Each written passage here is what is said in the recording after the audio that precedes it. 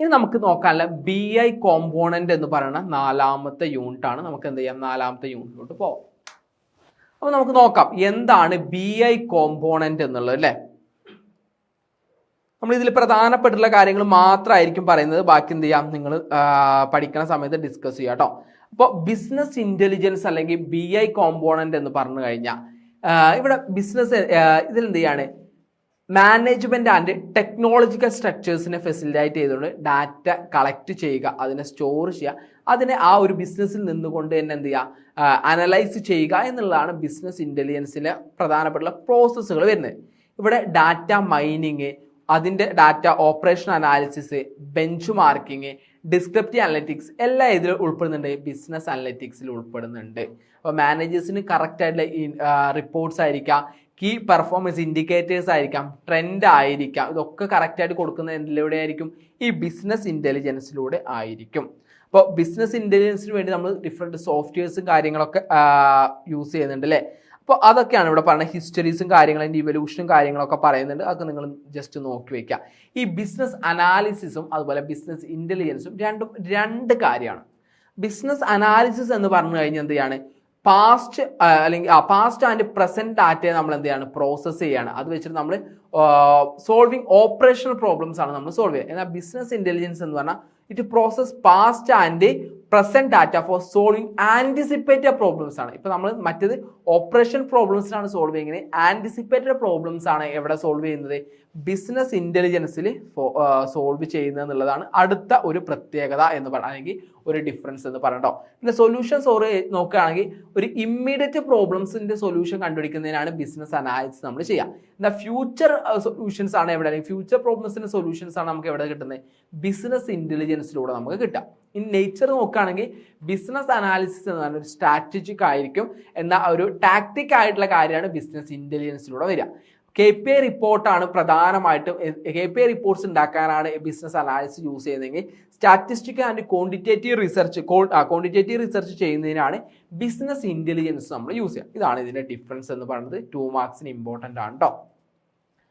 എന്തൊക്കെയാണ് BIയുടെ major components എന്നുള്ളതാണ്. ഒന്നാമത്തെ ഡാറ്റ ഇൻ്റഗ്രേഷൻ ആണ്. ഡാറ്റ ഇൻ്റഗ്രേഷൻ എന്ന് പറഞ്ഞു കഴിഞ്ഞാൽ combining different data from multiple source നിന്ന് കളക്ട് ചെയ്യുന്ന ഡാറ്റയെ ഇൻ്റഗ്രേറ്റ് ചെയ്യുക, കൂട്ടിച്ചേർക്കുക എന്നുള്ളതാണ് പ്രധാനമായിട്ട് ഇതിൽ വരുന്നത്. ഇതിൽ എക്സ്റ്റേണൽ ആയിട്ടുള്ള ഡാറ്റ ഡിവൈസ് സിസ്റ്റത്തിന് വരുന്നുണ്ടാവും, ഡാറ്റാബേസിന് വരുന്നത്, ആപ്ലിക്കേഷൻ അങ്ങനെ ഒരുപാടുണ്ടാവും. ഇതിനെല്ലാത്തിനും ഒത്തുചേർക്കുക എന്നുള്ളതാണ് ഏതിലൂടെ അർത്ഥമാക്കുന്നത്, ഡാറ്റ ഇൻ്റഗ്രേഷനിലൂടെ അർത്ഥമാക്കുന്നത് കേട്ടോ. രണ്ടാമത്തെ ഡാറ്റ വെയർ ഹൗസിംഗ് ആണ്. രണ്ടാമത്തെ കോമ്പോണന്റ് എന്ന് പറയുന്നത് ഡാറ്റ വെയർ ഹൗസിംഗ് എന്ന് പറഞ്ഞു കഴിഞ്ഞാൽ it's involve the process of collecting, organising and storing large volume of data in central repository. നമുക്കൊരു സെൻട്രൽ റെപ്പോസിറ്ററി വെച്ചിട്ട് അതിലൂടെ എല്ലാ ഡാറ്റയും എന്ത് ചെയ്യുക, കളക്ട് ചെയ്യുക, സ്റ്റോർ ചെയ്യുക എന്നുള്ളതാണ് ഡാറ്റ വെയർ ഹൗസിംഗിൽ വരുന്നത്. നെക്സ്റ്റ് വരുന്നത് ഡാറ്റ മോഡലിംഗ് ആണ്. ഡാറ്റ മോഡലിംഗ് എന്ന് പറയുന്നത് it's a process of designing the structure and relationship of data align with the organisation business requirement. ആ ബിസിനസ് റിക്വയർമെന്റ് അനുസരിച്ച് ആ ഡാറ്റ എന്ത് ചെയ്യുക, സ്ട്രക്ചർ ചെയ്യുക, അല്ലെങ്കിൽ അതിൻ്റെ സ്ട്രക്ചർ ഡിസൈൻ ചെയ്യുക, അതിൽ എങ്ങനെയാണ് റിലേഷൻഷിപ്പ് വരേണ്ടതെന്നുള്ളത് സ്ട്രക്ചർ ചെയ്യുക എന്നുള്ളതാണ് ഡാറ്റ മോഡലിംഗ് എന്ന് പറയുന്നത്. നെക്സ്റ്റ് ഡാറ്റ മൈനിങ് ആണ്. ഡാറ്റ മൈനിങ് എന്ന് പറഞ്ഞു കഴിഞ്ഞാൽ എക്സ്ട്രാക്ടിങ് ദ പാറ്റേൺ, ആ ഡാറ്റയുടെ പാറ്റേൺ, അതിൻ്റെ ഇൻസൈറ്റ്, ആ ലാർജ് ഡാറ്റ സെറ്റ്സുകൾ തമ്മിലുള്ള റിലേഷനും ഇത് മനസ്സിലാക്കിയാണ് ഡാറ്റ മൈനിങ് വരുന്നത്. ഇവിടെ നമ്മൾ സ്റ്റാറ്റിസ്റ്റിക്കലും മെഷീൻ ലേണിംഗ് ടെക്നിക്സ് ഒക്കെ യൂസ് ചെയ്തുകൊണ്ട് ഹിഡൻ ആയിട്ടുള്ള അല്ലെങ്കിൽ അൺകവർ ആയിട്ടുള്ള പാറ്റേൺ, ട്രെൻഡ്, അതുപോലെ തന്നെ പ്രിഡിക്ഷൻസും കാര്യങ്ങളൊക്കെ ചെയ്യുന്നതാണ് ഡാറ്റ മൈനിങ് എന്ന് പറയുന്നത്. ഈ ഡാറ്റ മൈനിങ് 2 മാർക്സിന് ചോദിക്കും, അതാണ് ഞാൻ എടുത്ത് കൂടുതൽ പോയിന്റ്സ് പറയുന്നത് കേട്ടോ. ഡാറ്റ മൈനിങ്ങിൽ മെയിൻ ആയിട്ട് എന്താണ്, വാല്യുബിൾ ആയിട്ട് ഇൻസൈറ്റ് കിട്ടും നമുക്ക് നമ്മുടെ ഡാറ്റയെ ബേസ് ചെയ്തുകൊണ്ട്. അതുപോലെ ഡാറ്റ ഡ്രിവൺ ആയിട്ടുള്ള ഡിസിഷൻ മേക്ക് ചെയ്യുന്നതിനും ഡാറ്റ മൈനിങ് നമ്മളെ ഹെൽപ്പ് ചെയ്യുന്നുണ്ട്.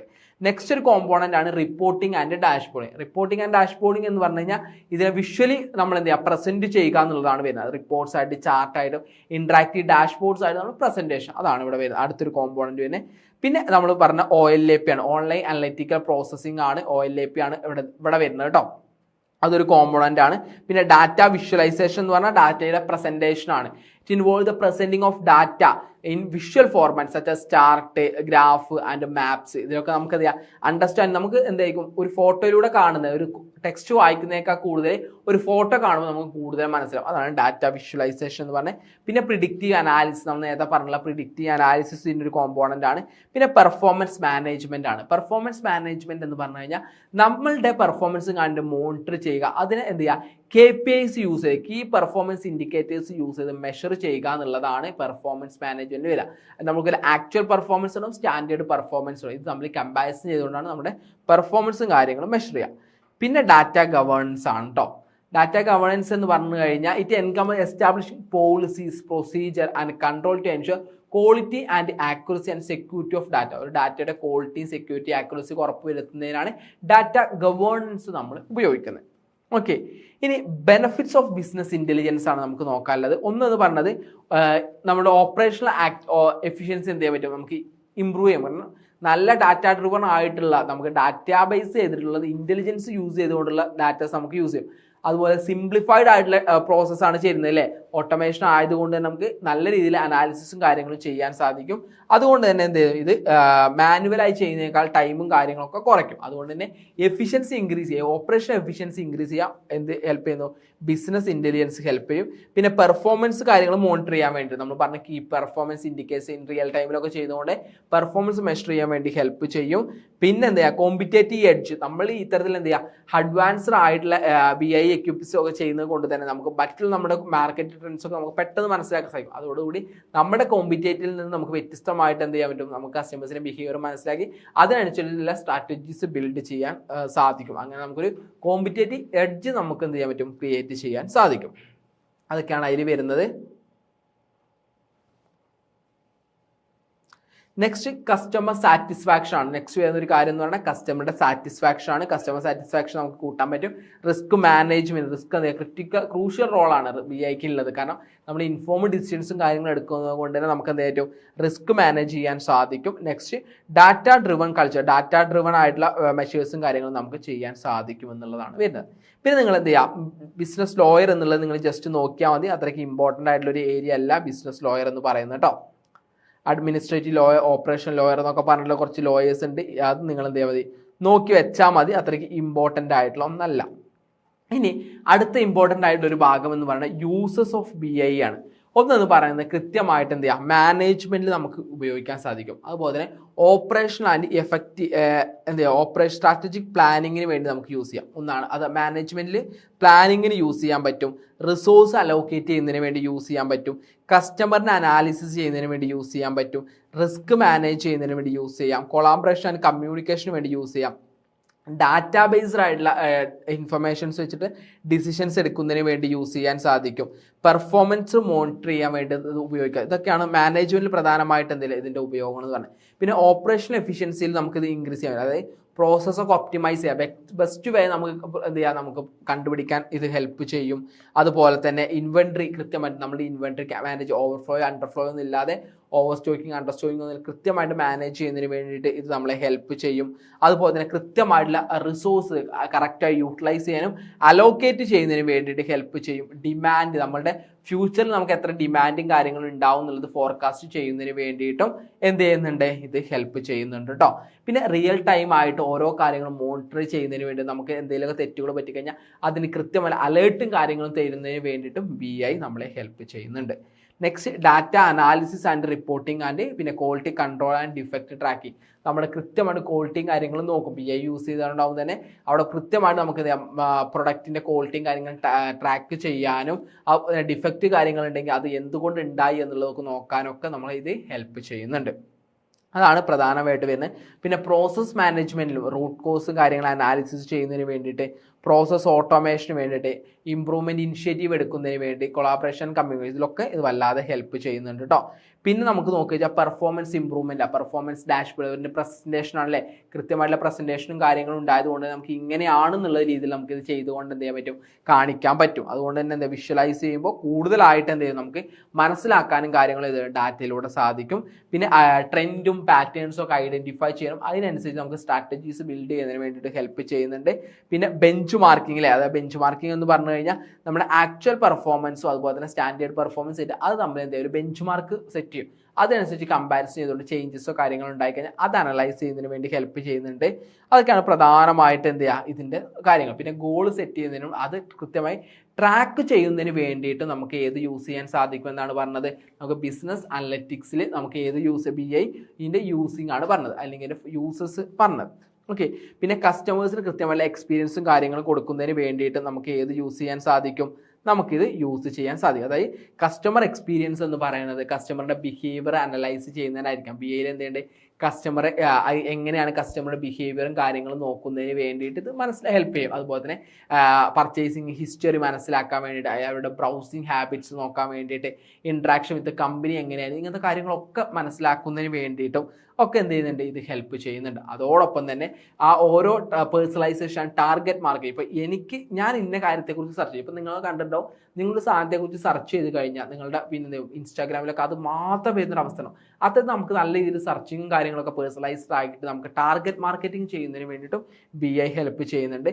പിന്നെ കസ്റ്റമറിൻ്റെ വീക്ക് പോയിന്റ് അല്ലെങ്കിൽ emotional point, sentimental point analyse ചെയ്തുകൊണ്ട് അതിനനുസരിച്ച് കസ്റ്റമറുടെ ഫീഡ്ബാക്കും കാര്യങ്ങളൊക്കെ നോക്കിക്കൊണ്ട് അതിന് വേണ്ട സർവീസും കാര്യങ്ങളും ചെയ്തുകൊണ്ട് കൃത്യമായിട്ട് ഇൻഫോംഡ് ഡിസിഷൻസ് അതിനെ ബേസ് ചെയ്തെടുക്കുന്നതിന് വേണ്ടിയിട്ട് BI യൂസ് ചെയ്യാറുണ്ട്.